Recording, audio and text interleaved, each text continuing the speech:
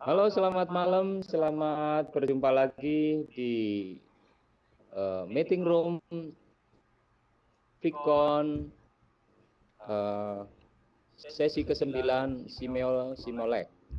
Kamis 14 Maret 2019 jam 9 hingga jam 20.30. Baik rekan net pemirsa sekalian, kita di sini hadir bersama rekan-rekan kita yaitu pemateri Bu Vera Natali SSI dan didampingi oleh Bu Dian Amini sebagai moderator dan saya sendiri Mansur Sani ST sebagai hostnya. Baik, untuk menginjak sesi berikutnya yaitu penayangan atau pemaparan dari pemateri Bu Vera Natali. Sebelumnya di sini yang akan berjudul Jam Biologi. Sebelum kita mulai, untuk waktu dan tempatnya akan saya serahkan ke Bu Dian Amini. Untuk waktu dan kesempatannya saya serahkan, monggo Bu Dian Amini. Terima kasih Pak Mansur, selamat malam Bapak Ibu sekalian dan selamat malam Bu Vera Natalia. Untuk kali ini kita akan mendengarkan paparan dari Ibu Vera Natalia SSI dengan biodata. Beliau lahir di Semarang tanggal 23 Januari tahun 1986. Beliau bekerja di unit kerja SMA Kebon Dalam Semarang sebagai tenaga pendidik di bidang biologi. Pendidikan terakhir adalah sarjana biologi di UKSW atau Universitas Kristen Satya Wacana Salatiga. Moto hidupnya itu sangat baik, yaitu bahagia itu adalah obat dari segalanya. Akan memaparkan tentang jam biologis. Pasti kita akan bertanya-tanya apa itu jam biologis. Biasanya para guru yang tahu adalah jam mengajar, jam istirahat, dan jam pulang. Tetapi Bu Vera ini akan memaparkan apa itu jam biologis. Mungkin jam waktu tidur atau jam yang bisa mempengaruhi semua kesehatan kita. Untuk itu, supaya kita lebih jelasnya dan tidak terlalu lama kita menunggu, saya persilahkan Ibu Vera Natalia untuk menyampaikan materi. Setelah penyampaian materi nanti kita akan ada sesi tanya jawab untuk Bapak Ibu yang ada di sini bisa menanyakan lebih mendalam materi yang disampaikan. Untuk itu, kepada Ibu Vera Natalia saya persilahkan. Terima kasih Bu Dian.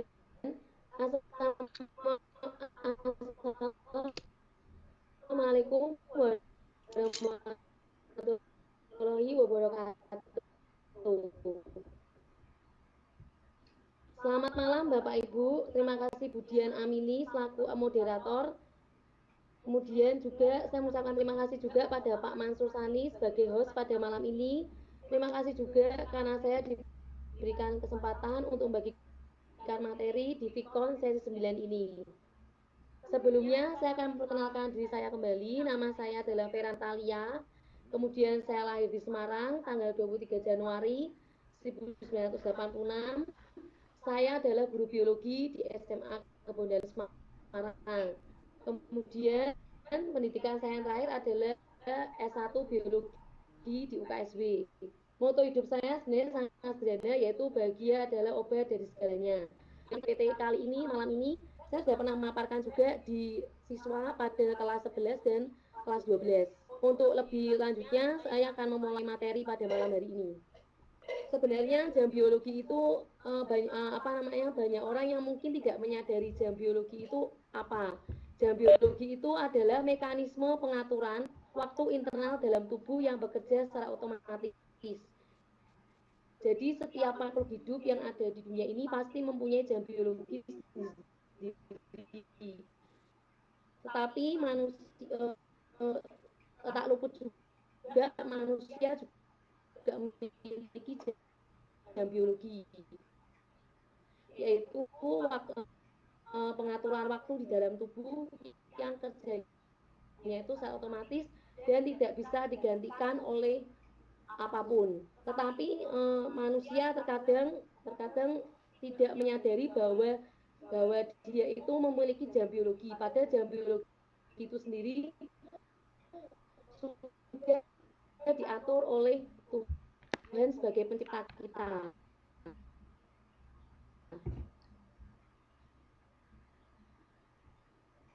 Kemudian jam biologi itu atau namanya ritme circadian adalah siklus biologi selama 24 jam. Bisa mencontohkan siklus biologi tubuh 24 jam seperti gerak membuka dan menutup pintu mata, gerak tidur pada di sini contohnya gerakan mantan pada 12 siang, pos daunnya horizontal. Kemudian pada jam 12 malam, daunnya terkulai atau yang disebut dengan gerakan tidur. Kemudian Bapak Ibu, jam biologi ada dua teori mengenai mekanisme jam biologi ini. Yang pertama, hipotesis yang artinya organisme, contohnya orang dalam ruangan dengan sistem shift. Dengan sistem shift, dari waktu tertentu, lama-kelamaan orang tersebut akan dapat mengukur kemampuan fisiologisnya, yaitu waktu harian dalam tubuh organisme yang bekerjanya yang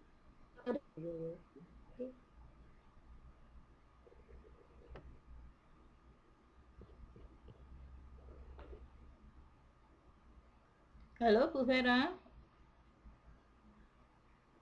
suaranya putus Ibu. Apakah Ibu Vera bisa mendengar saya?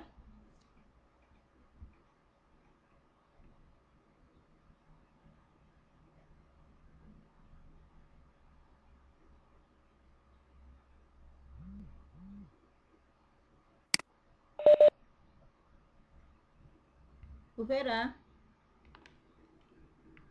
Halo? Ibu suaranya putus, Bu.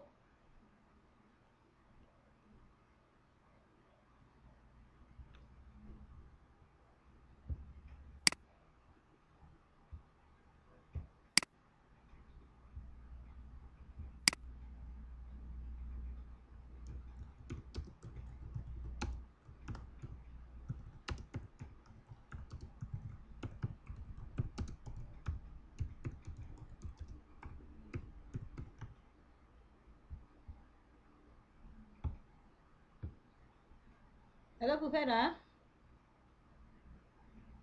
Halo Pak Mansur? Pak Mansur bisa mendengar saya? Ya, halo. Iya, ha? Pakai chat aja, Bu. Sudah Biar saya chat, tidak Pak. mengganggu. Sudah saya chat. Bu Vera, halo?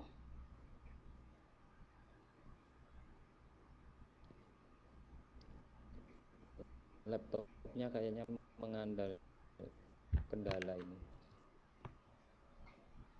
Malam Bu Vera.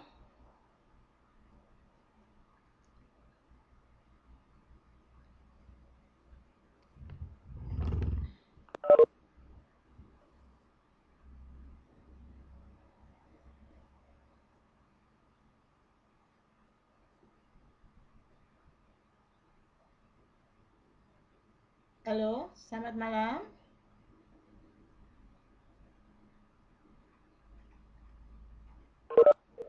Bu Vera bisa chat dulu, Bu. Iya, Bu. Sudah, oh ya. Suaranya Ya. terputus, Bu, hilang tadi. Sudah. Ya, sekarang Iya, silahkan Bu, saya tadi keluar, Bu. Oh, gitu, Tadi saya keluar, Bu, tiba-tiba.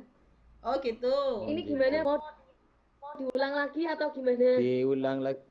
Dilanjut aja, Bu. Dilanjut aja, Ya, ini Ibu. saya enggak ada globin, enggak ada bolanya, Bu. Enggak ada Bolanya bolanya. enggak ada. Oh, Pak Mansur. Bolanya di Pak bolanya Mansur. saya kirim di mana? Bu Vera di mana ini? Bu Bu Vera posisi di mana? Sebentar. Tadi ke oper saya ya. Bu Vera posisi di mana? Nggak tayang ya? Halo Pak. Sebentar.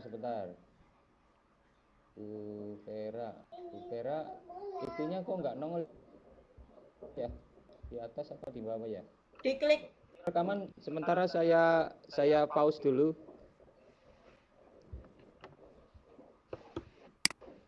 Bu Vera posisi di mana ini? Bolanya Di bawah, sementara Pak, di bawah. belum saya. Oh, paling bawah. Ya, Sebentar. paling bawah Oh, sendiri. Iya.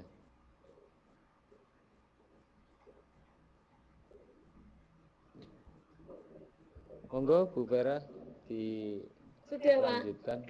Sudah, saya oper.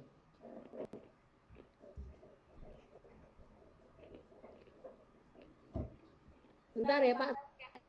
Share lagi Pak. Nggih, monggo Bu. Sudah Pak ini. Sudah tampil itu. Sudah ya. Bisa dilanjutkan Bu Vera dalam hitungan. Iya Pak.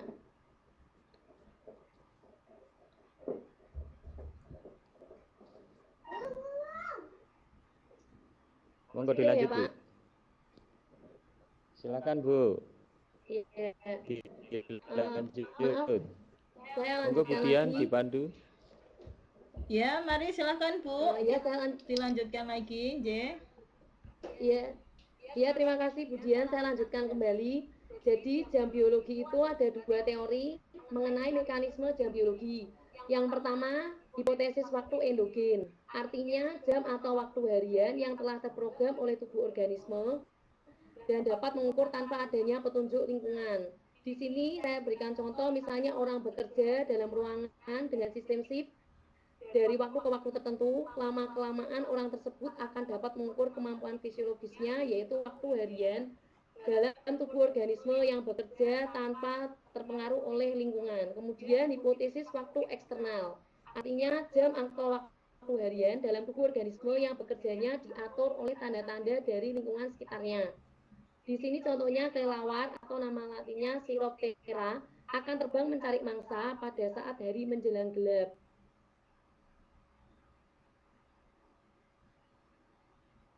Kemudian, organisme memiliki mekanisme fisiologis untuk mengatur waktu atau jam biologi atau mekanisme pengaturan waktu internal dalam tubuh yang bekerja secara otomatis. Kemampuan untuk menentukan waktu mengulangi fungsi-fungsi dalam kurun waktu selama 24 jam. Kejadian berkaitan dengan aktivitas berperiodik dapat dilihat dalam skala harian, bulan atau pasang surut purnama, dan daur musiman. Kemudian ritme aktivitas karena jam biologi dapat dilihat pada beberapa organisme dari tingkat rendah seperti alga sampai manusia, tanaman, hewan, bahkan bakteri ternyata juga memiliki irama seperti itu. Kemudian secara medis juga disebut sebagai desinkronisasi terjadi akibat gangguan ritme sirkadian setelah kita melewati zona waktu yang berbeda. Kemudian yang pertama di sini saya berikan contoh di dalam tubuh kita. Jadi saya berikan jam biologi ini khusus pada manusia. Jadi manusia itu dalam tubuh kita itu ada bermacam-macam organ seperti lambung, jantung, limfa, paru-paru, kemudian hati dan ginjal. Yang pertama saya berikan contoh di sini adalah lambung. Jadi lambung itu memiliki base time. Base time itu artinya waktu yang terbaik. Waktu yang terbaik pada lambung itu antara jam 7 sampai jam 9 pagi. Jadi pada waktu jam 7 sampai jam 9 pagi, daya kerja lambung kita ini sedang kuat-kuatnya. Pada jam ini disarankan sarapan bergizi yang tinggi. Kemudian juga disarankan minum jus dapat dilakukan pada saat perut yang kosong, sehingga zat yang berguna dapat diserap oleh tubuh. Kemudian break time itu artinya waktu lambung itu beristirahat. Jadi waktu lambung beristirahat itu jam 7 malam sampai jam 9 malam. Pada saat jam-jam ini lambung bekerja sangat lemah. Kemudian diusahakan pada jam-jam ini jangan mengkonsumsi makanan padat dan sulit dicerna atau lebih baik berhenti makan.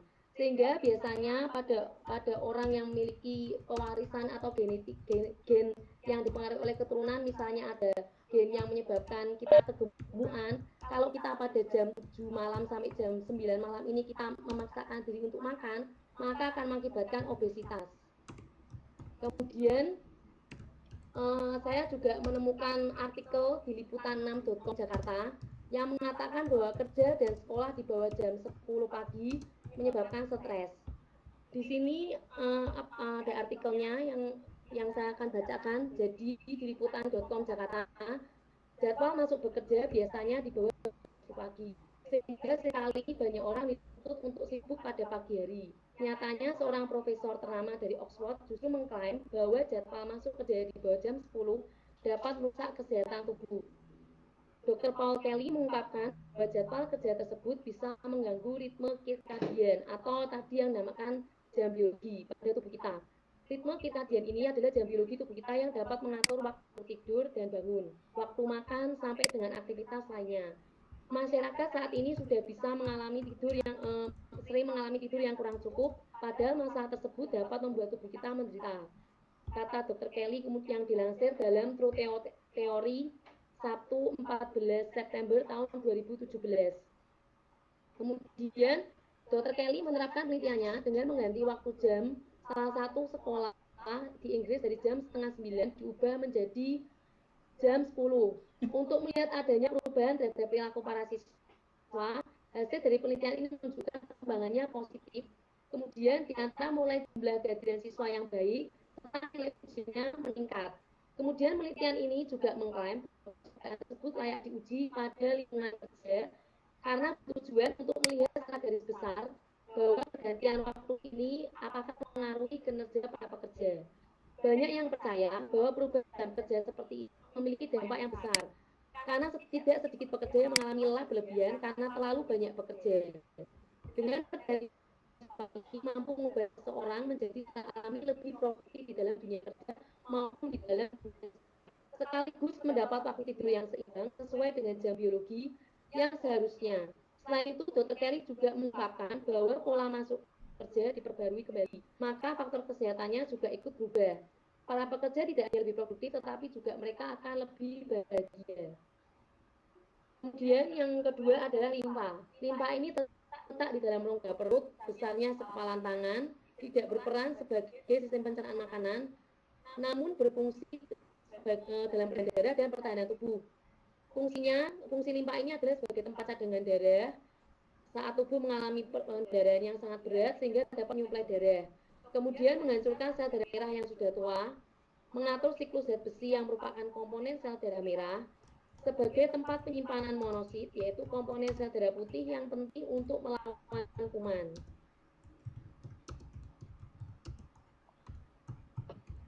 Kemudian base time-nya limfa ini adalah pada jam 9 sampai jam 11. Organ ini aktif bekerja mengirimkan energi untuk proses pertumbuhan. Bila pada jam tersebut Anda merasa mengantuk, artinya fungsi organ lemah.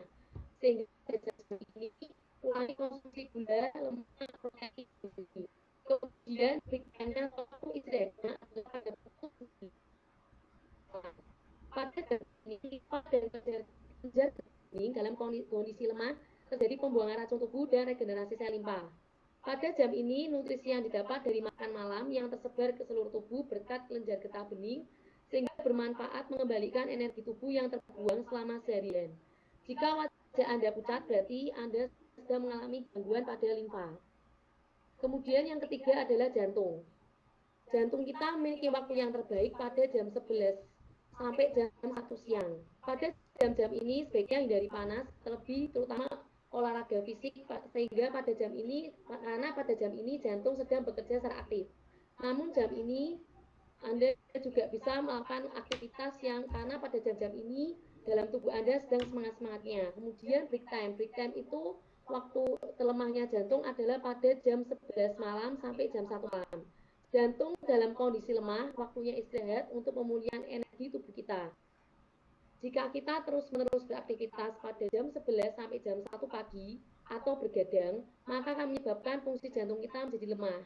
Pada jam ini, kantung empedu tubuh berfungsi mengeluarkan cairan empedu untuk mencerna bahan makanan berlemak. Sebaiknya pada jam ini kita sudah harus mulai beristirahat agar kantung empedu dapat bekerja secara maksimal.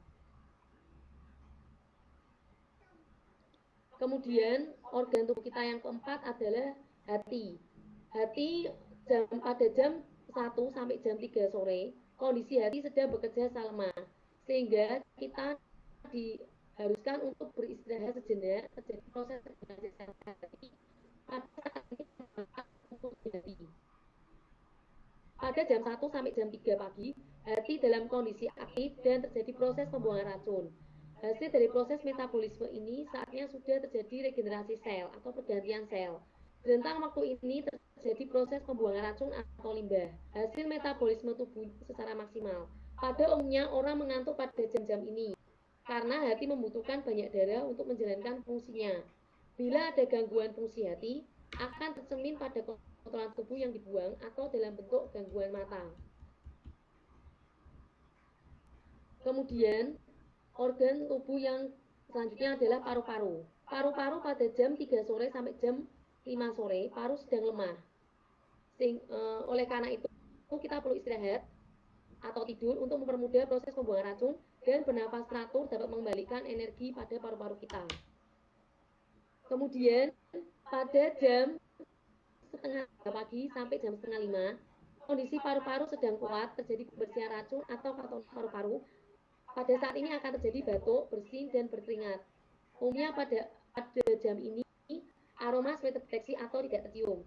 Sehingga pada jam-jam segini, misalnya kita buang gas, maka orang yang di sebelah kita tidak akan bisa mencium aroma dari buang gas kita.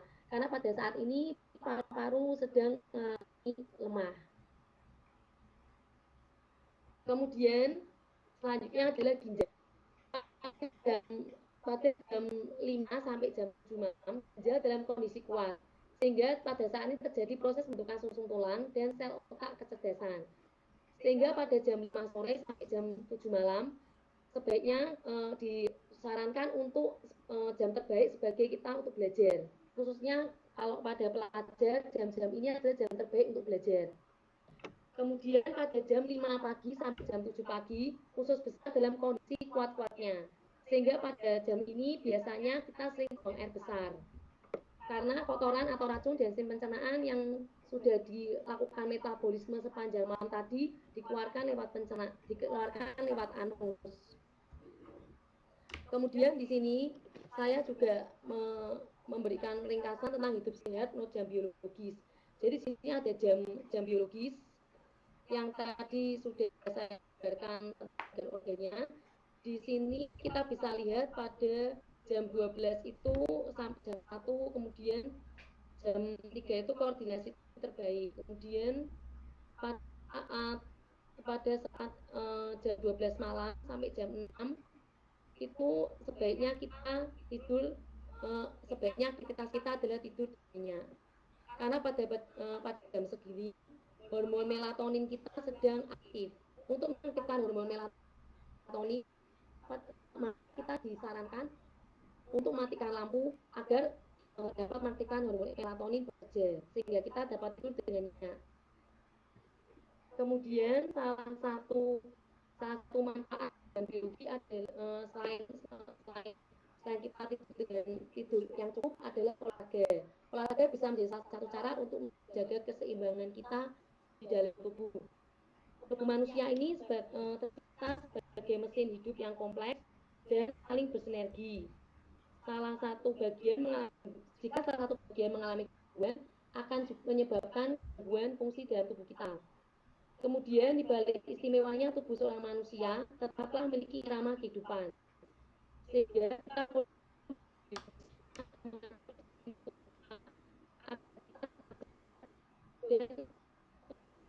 kita awet muda. Karena resep awet muda adalah kita dapat bisa mengatur biologi kita.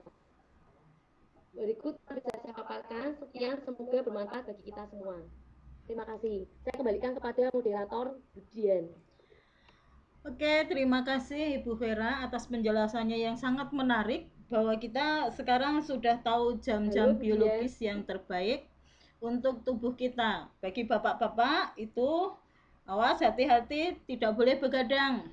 Karena pada pukul 23 sampai 01 itu jantung lagi lemah. Jadi kalau bapak-bapak sering begadang, maka kesehatan jantung itu berbahaya. Untuk bapak-bapak, untuk diperhatikan ini jam-jam biologisnya. Bapak Ibu sekalian, ini adalah sesi tanya jawab. Mungkin ada Bapak atau Ibu yang mau bertanya kepada Ibu Vera tentang jam-jam biologis yang sangat penting untuk kesehatan kita. Untuk itu saya persilahkan untuk Bapak atau Ibu yang mau bertanya kepada pemateri kita. Monggo. Sistemnya langsung tanya dan langsung jawab saja supaya kita langsung bisa mendapatkan informasi yang jelas. Saya persilahkan untuk Bapak Ibu yang ingin atau hendak bertanya tentang jam-jam biologis yang penting. Kok pada diam? Dengan Bapak siapa? Halo? Bu Vera, Iya, dengan Bapak siapa, Bapak? Budian, Iya, Itu belum aktif itu. Bu Veranya. Itu, Pak. iya. Halo?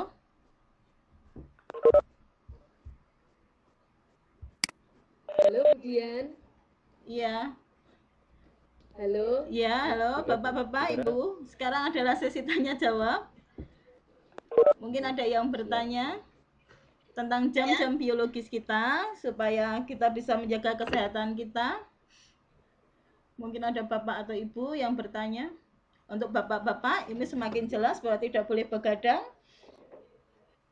Karena dari penjelasan tadi pukul 23 sampai 01 itu jantung tidak baik untuk bekerja. Jadi harus istirahat. Mungkin ada pertanyaan dari Bapak Ibu, sebutkan namanya terlebih dahulu. Ya, halo.